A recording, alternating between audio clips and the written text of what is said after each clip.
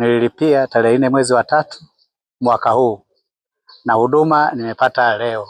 Kwa hiyo mimi nashukuru tu kwa huduma hii, kwa sababu cha kwanza ni maji. Huduma zote kwa binadamu ni maji, tofauti na huduma zingine. Maji ni ya kwanza katika uhai wa binadamu. Kwa kweli huduma naifurahia. Kama yataendelea kutoka kila siku hivi, basi changamoto nadhani zitakuwa zimeisha. Maji nilikuwa nafuata kwa majirani, yakiwepo unachota, yasipokuwepo unatulia, unasubiri mpaka yatakapokuja ndio unachota. Tunashukuru sana kwa serikali, leo tumepata maji, ni jambo la kumshukuru tu Mwenyezi Mungu. Hatujapata usumbufu sana.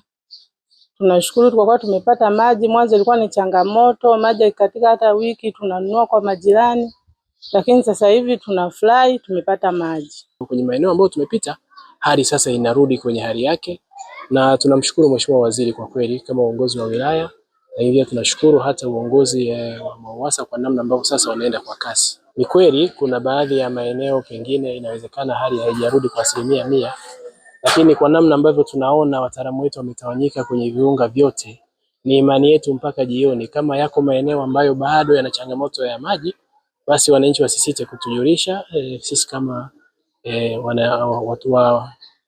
wananchi, sisi kama viongozi, ili tuwasiliane na wenzetu wa MWAUWASA kwenye maeneo haya ambayo kimsingi bado. Lakini nishuhudie kwamba takriban zaidi ya wateja 1500 ambao walikuwa wameshaomba maji na wamelipia, lakini bado walikuwa hawajaunganishiwa maji.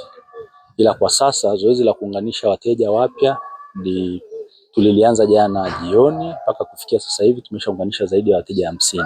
Na wanaishukuru serikali, walikuwa hawajapata maji takriban zaidi ya wiki 3 mpaka mwezi mzima.